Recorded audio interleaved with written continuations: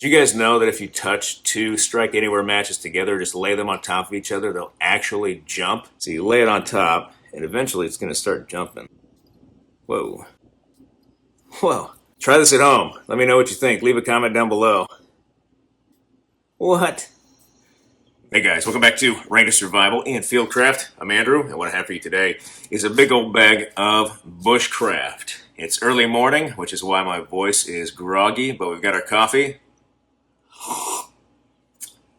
And we're going to drink and enjoy. We're going to do a literal bag dump. Here, I've got my A bag, or my B bag.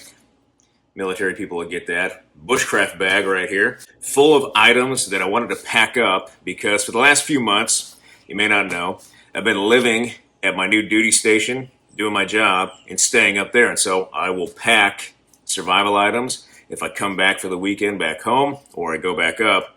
And I take these items with me for videos for you guys. And I packed a bag right here with the majority of bushcraft items that are typical for any sort of bushcraft outing or scenario. And I wanted to bring this back with me because there's a lot of items in here that I plan on using for future videos for you guys. But I thought, it's moving season.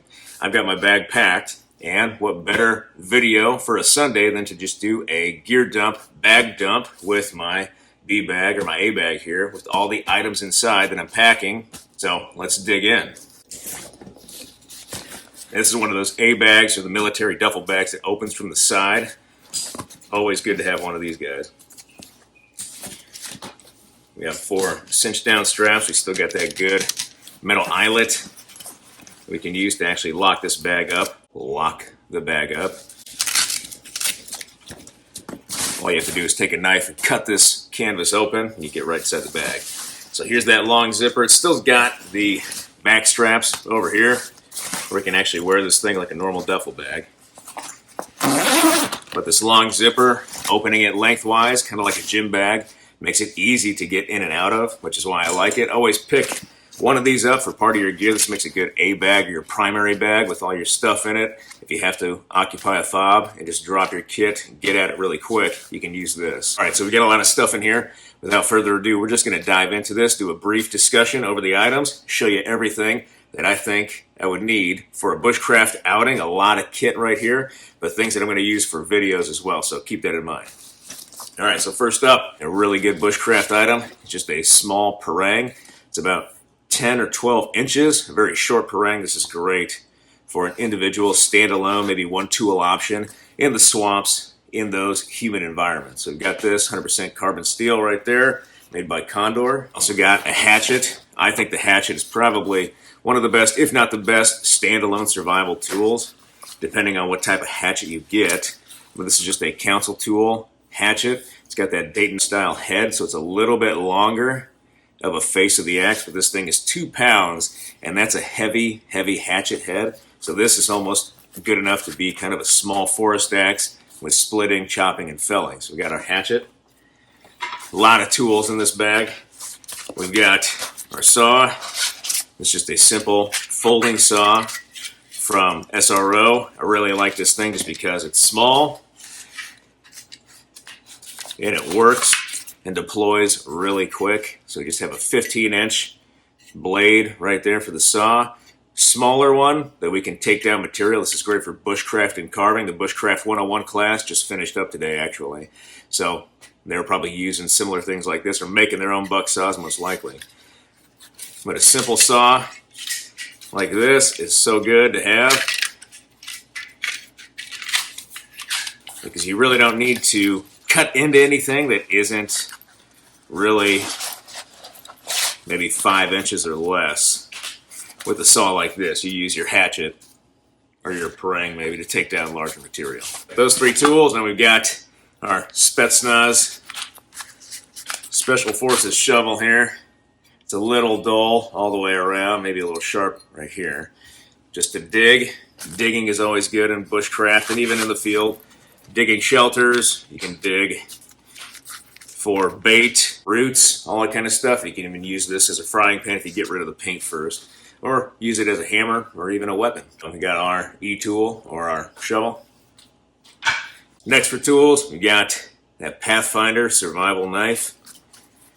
This is one of the newer ones that came out based off the old PSK1, but it's got just a little bit of a larger or wider bevel there, longer bevel, I guess. But still a great survival tool right here. 100% high carbon steel, 90-degree spine.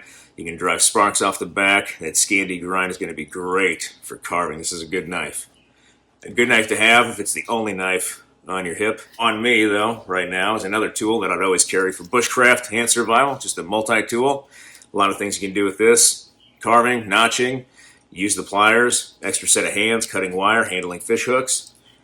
Multi-tool is a great option. Another tool that's in my pocket that could easily go in this kit, just a Swiss Army knife. Everybody's seen one of these, but I've also got the little firefly on the knife right there. It's just a mini ferro rod. But this could go in the kit, but it's also carried in the pocket. So carry this as well as a multi-tool. Talked about it in my last video briefly. All right, next we got paracord. Good cordage. This is our utility cordage, so we use it primarily and collect it up afterwards. So we'd use this for things like ridge poles. We got it on an Atwood hank right here. And there's even a, there's nothing inside that one right now, but you can put a lighter inside there, or I often keep a small fishing kit in this little compartment. I take this with because we can turn that 550 cord into other fishing implements like nets or traps or even cane poles, hobo reels, all that good stuff. We got a small little hank of cordage in there. Next, we got more cordage, different lines of bank line right here. We've got our 32 or 36 bank line right here, the traditional stuff that everybody uses, tarred mariner's line. And then we've got the smaller, I believe this is 12 if I'm not mistaken, but larger bank line diameter, smaller bank line diameter. We use this again for lashing and bind. We could use this for snares, traps, small nets, smaller things that we need smaller cordage for. So we carry two different hanks or rolls of bank line. We've got a hank right here of larger diameter cordage. This is for basic utility. We can keep this in the pocket as well, just like the paracord. We can even use this to help set or reset traps, or even get ourselves out of traps, things like beaver traps. If you're a trapper, carrying something like this would be good to have, especially if your hand or your arm or your other hand is caught in a trap. You can use this to help get yourself out. Next, bright colored shemagh, good for signaling, but for carrying and gathering materials, we can use this as a strainer, just 100% cotton cloth that we can use and even wear as a garment, whether it's soaked in water during the heat. We can use it to cool ourselves down, or we wear it at night dry to help warm us up. We've got that. So we got our large wool blanket, queen size. This is a really good wool blanket. You can see it's dirty from being outside and in use. Something to stay warm with, wrap up with, underneath that shelter that we create, along with a debris bed and getting something to sleep on, something to sleep in, this blanket, and something to sleep under like a tarp or some sort of debris shelter. This is going to help keep us warm. Plus, it maintains 80% of its heat value, even if it's soaking wet. And speaking of cover, we got our tarp right here. This is a large Defender tarp. I believe it's a 9x9, very heavy duty tarp. I've used this in the swamps, used it in the mountains, used it to set up shelters everywhere, hammock shelters, ground shelters. This thing is awesome. You can even use this to create an improvised raft or a flotation device if you had to, if you got to cross a body of water. Tarp's always a good thing to have for a shelter. You got a cravat as another item, cotton cloth to go along with that shemagh. We can do a lot of things with a cravat. Then I like to carry some sort of wool hat as part of my kit, or a larger hat to put on at night when the head is outside, that blanket, but we can keep our head warm like this. If we have to get out of our shelter, go utilize the wood line, come back, we can put this on, keep our head warm and have a little bit of insulation and warmth value right here. Something good to have, especially when that temperature drops at night. Even in summertime or in hot weather, it's still going to get cold at night, so having something to snuggle up with, keep our head warm. Work gloves, always good. Work gloves.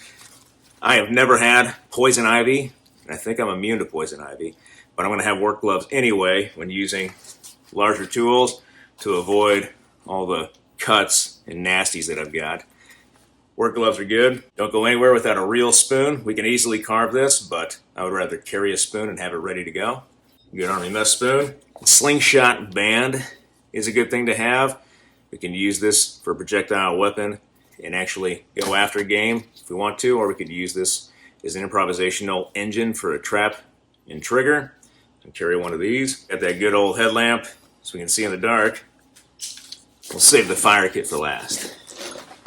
We got a sniper veil, Same thing as a shemagh, a good piece of cotton cloth. With a sniper veil like this, though, we could use it as a seine net, put it in a small stream, and try to catch small fish or crayfish, minnows, to use as bait and even eat.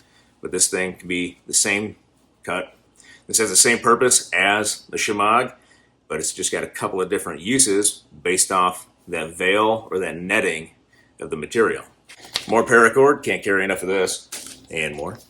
We've got 1-inch tubular nylon webbing with a carabiner. This is about 14 or 15 feet coiled up, so this would be good enough for a Swiss seat. If we're rappelling, we can use this as straps for an improvised pack. We don't have a pack as part of this kit, so we're going to go out and make a Bushcraft pack frame, or we could use ladder style, whatever it is. We can use this to actually help carry that load by acting as the shoulder straps. We can wrap this around us and actually carry that load using this. It's going to feel a lot more comfortable than trying to use something like this.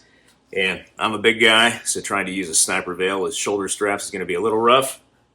So I would prefer to carry just nylon webbing with me. Got another hand saw, a smaller saw. This is great for taking down material, very easy to use. Obviously, less deployment time required with something like this, but I always tend to break off the tips of my folding saws just from using them too harshly or too roughly. And so we're going to carry one anyway, but we have that buck saw, and in the event that we need to create a buck saw frame, we can do that really easy with this or the blade on the other saw over there, and then construct that and put it together for our use.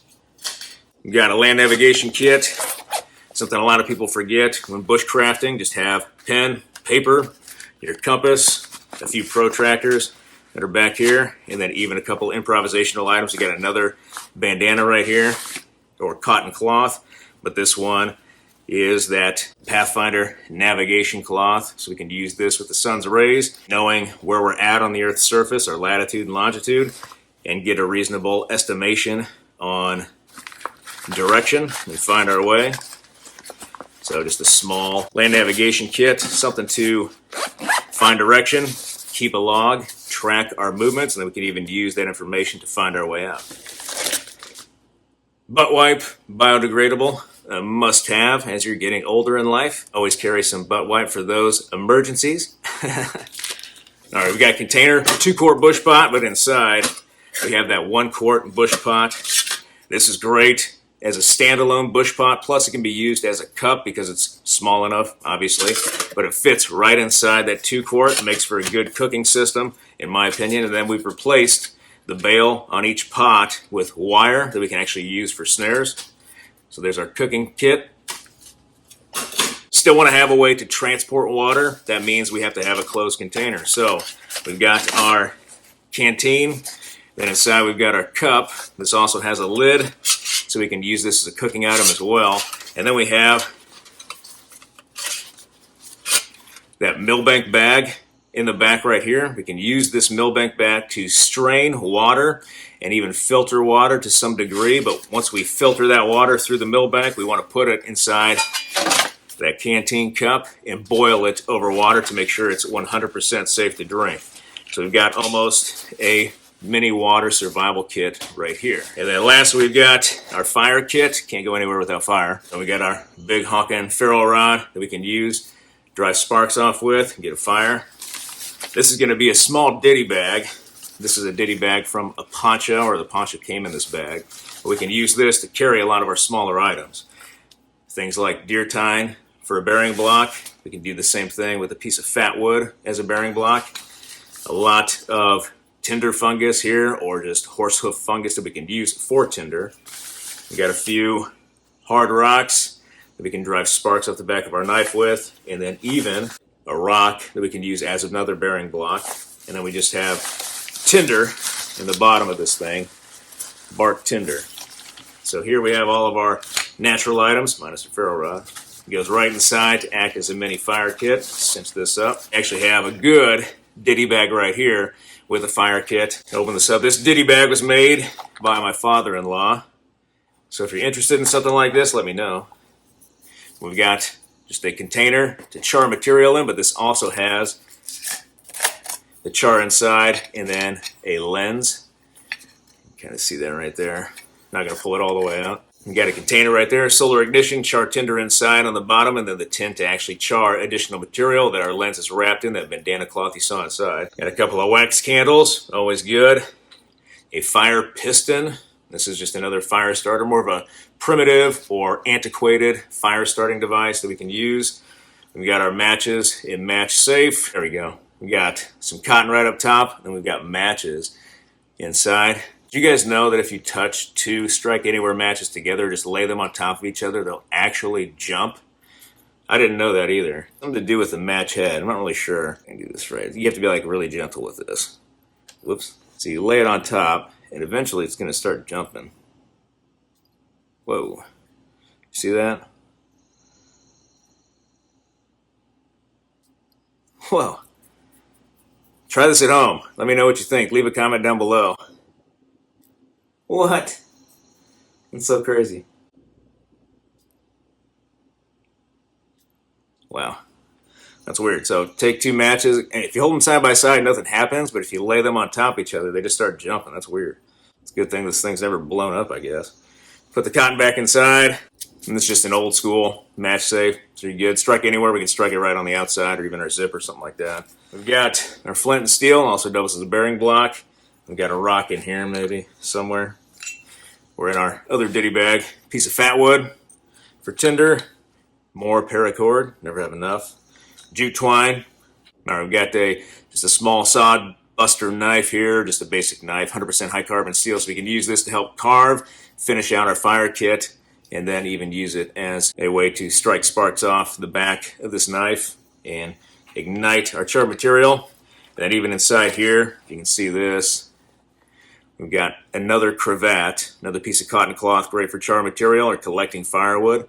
And then we've got just a small sail needle in that fire kit. We can use this to help get that burning ember out of the bottom of our fire piston. There. Just another technique. We could use our knife as well, or just try to tap it out into our tinder. Don't want to lose the plug. Just one of the many uses for a sail needle. Improvise, adapt, overcome. And there's our Bushcraft fire kit, probably one of the more important parts of any Bushcraft kit. Fire is going to be a huge tool. There's that kit in the ditty bag. And then our bag is almost empty. Just got a pouch in here.